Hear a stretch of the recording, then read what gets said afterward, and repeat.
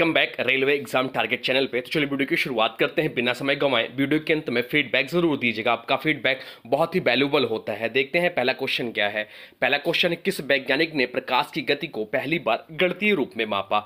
किस वैज्ञानिक ने प्रकाश की गति को पहली बार गणितीय रूप में मापा? तो इसका जो राइट आंसर हो जाएगा वो जाएगा ऑप्शन सी, रोमर ने पहली बार प्रकाश की गति को गणितीय रूप में मापा। चलते हैं अगले क्वेश्चन की ओर, देखते हैं अगला क्वेश्चन क्या है। अगला क्वेश्चन जो है, वायु में ध्वनि का वेग लगभग कितना होता है?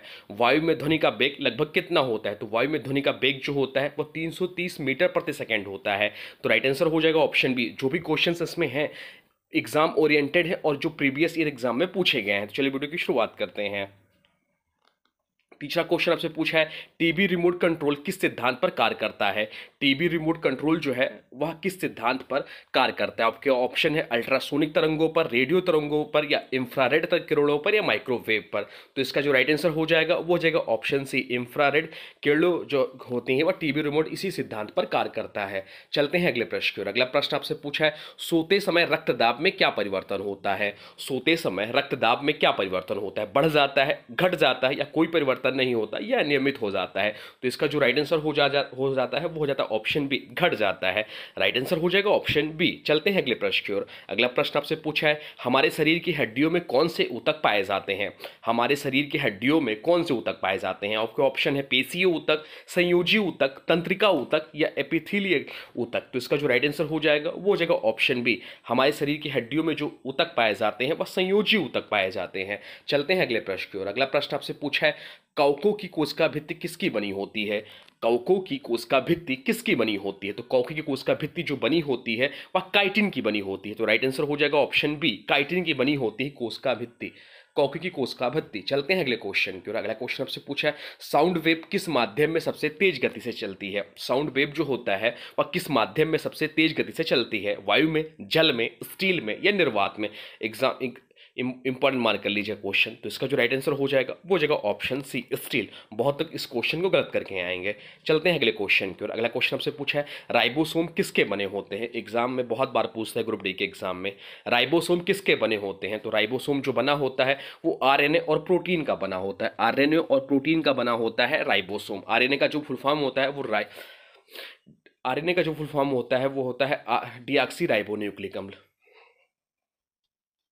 चलते हैं अगले क्वेश्चन की ओर। अगला क्वेश्चन आपसे पूछा है, फ्यूज तार किसका बना होता है? फ्यूज का तार किसका बना होता है? तो फ्यूज का तार जो बना होता है वह सीसा और टिन का बना होता है। तो राइट आंसर हो जाएगा ऑप्शन सी, सीसा और टिन का बना होता है फ्यूज का तार। चलते हैं अगले क्वेश्चन की ओर। अगला क्वेश्चन आपसे पूछा है, नाभिकीय रिएक्टर में ईंधन के रूप में किसका प्रयोग होता है? नाभिकीय रिएक्टर में ईंधन के रूप में किसका प्रयोग होता है? तो राइट आंसर हो जाएगा यूरेनियम। यूरेनियम का प्रयोग होता है नाभिकीय रिएक्टर में ईंधन के रूप में। चलते हैं अगले प्रश्न की ओर। अगला प्रश्न आपसे पूछा है, गांधी जी ने किस गोलमेज सम्मेलन में भाग लिया था? गांधी जी ने किस गोलमेज सम्मेलन में भाग लिया था? तो इसका जो राइट आंसर हो जाएगा वो हो जाएगा ऑप्शन बी, द्वितीय गोलमेज सम्मेलन में गांधी जी ने भाग लिया था।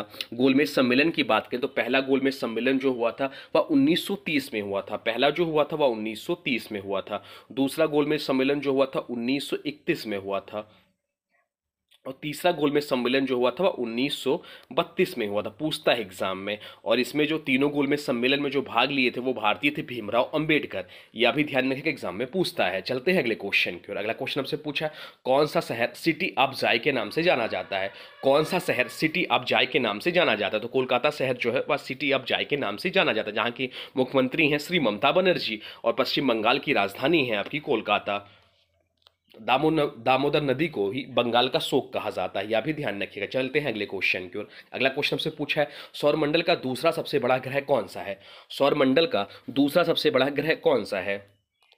तो सौरमंडल का दूसरा सबसे बड़ा बड़ा ग्रह जो है वह शनि है। शनि ग्रह जो है सौरमंडल का दूसरा सबसे बड़ा ग्रह है। तो आपसे पूछ सकता है एग्जाम में, सौरमंडल का सबसे बड़ा ग्रह कौन सा है? तो सौरमंडल का सबसे बड़ा ग्रह जो है वह बृहस्पति है। बृहस्पति जो है सौरमंडल का सबसे बड़ा ग्रह है। और आपसे पूछ सकते हैं सौरमंडल का सबसे छोटा ग्रह कौन सा है? तो सौरमंडल का सबसे छोटा ग्रह जो है वह बुध ग्रह है। यह सब भी ध्यान रखिएगा। चलते हैं अगले प्रश्न की ओर। अगला प्रश्न आपसे पूछा, सर्वग्राही ब्लड ग्रुप कौन सा होता है?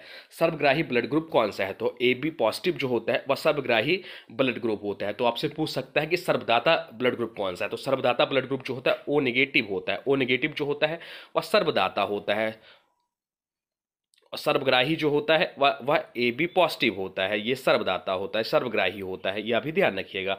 चलते हैं अगले क्वेश्चन की ओर। अगला क्वेश्चन आपसे पूछा है किस राज्य को भारत का धान का कटोरा कहा जाता है? किस राज्य को भारत का धान का कटोरा कहा जाता है? तो छत्तीसगढ़ राज्य को भारत का धान का कटोरा कहा जाता है। चलते हैं अगले प्रश्न की ओर। अगला प्रश्न आपसे पूछा है महात्मा गांधी दक्षिण अफ्रीका से भारत किस वर्ष लौटे थे?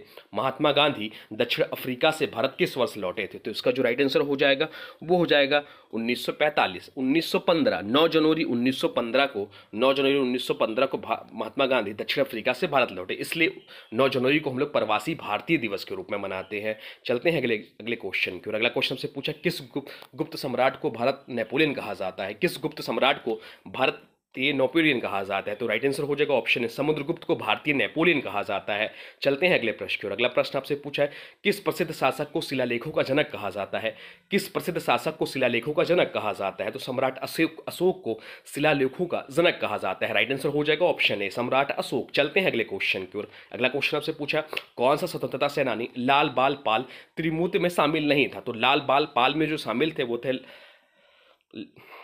वो थे लाला लाजपत राय, बाल से बाल गंगाधर तिलक और पाल से बिपिन चंद्र पाल। तो इस क्वेश्चन में जो राइट आंसर हो जाएगा वो जाएगा गोपाल कृष्ण गोखले। गोपाल कृष्ण गोखले जो है लाल बाल पाल त्रिमूर्ति में शामिल नहीं थे। चलते हैं अगले क्वेश्चन की ओर। अगला क्वेश्चन से पूछा है किस क्रांतिकारी ने असेंबली में बम फेंका था? किस क्रांतिकारी ने असेंबली में बम फेंका था? तो राइट आंसर हो जाएगा ऑप्शन बी भगत सिंह ने असेंबली में बम फेंका था। चलते हैं अगले क्वेश्चन की ओर। अगला क्वेश्चन से पूछा है कौन सी पर्वतमाला छतरी की तरह भारत को मौसम से बचाती है? कौन सी पर्वतमाला छतरी की तरह भारत को मौसम से बचाती है? तो इसका जो राइट आंसर हो जाएगा वो जाएगा ऑप्शन सी हिमालय। चलते हैं अगले प्रश्न की ओर। अगला प्रश्न आपसे पूछा है भारत के राष्ट्रपति की आपातकालीन शक्तियां किस देश के संविधान से प्रेरित है? इंपॉर्टेंट मार्क कर लीजिए, क्वेश्चन पूछ सकता है आपके एग्जाम में।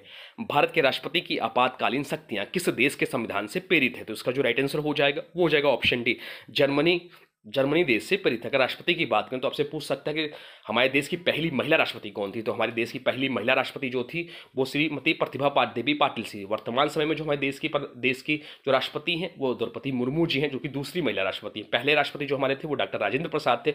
और पहली महिला प्रधानमंत्री भी आपसे पूछ सकता है, तो पहली महिला प्रधानमंत्री जो थी वो श्री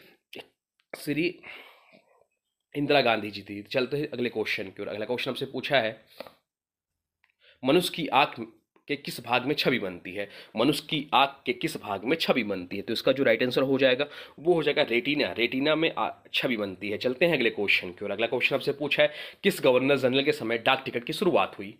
किस गवर्नर जनरल के समय डाक टिकट की शुरुआत हुई? तो लॉर्ड डलहौजी के समय डाक टिकट की शुरुआत थी। इन्हें ही भारतीय रेलवे का जनक भी माना जाता है। पहली ट्रेन जो चली थी वो 1853 में मुंबई से थाणे के बीच में चली थी। पहली मेट्रो ट्रेन जो चली थी वह 1984 में जो चली, पहली मेट्रो ट्रेन जो चली थी 1984 में कोलकाता में चली। पहली जो ट्रेन चली वो 1853 में मुंबई से थाणे के बीच में चली। ये सब भी ध्यान रखिएगा। चलते हैं अगले क्वेश्चन की ओर। अगला क्वेश्चन आपसे पूछा है भारत का पहला परमाणु परीक्षण कब और कहाँ हुआ था? भारत का पहला परमाणु परीक्षण कब और कहाँ हुआ था? तो इस क्वेश्चन का राइट आंसर हो जाएगा ऑप्शन बी 1974 में पोखरण में हुआ था भारत का पहला परमाणु परीक्षण।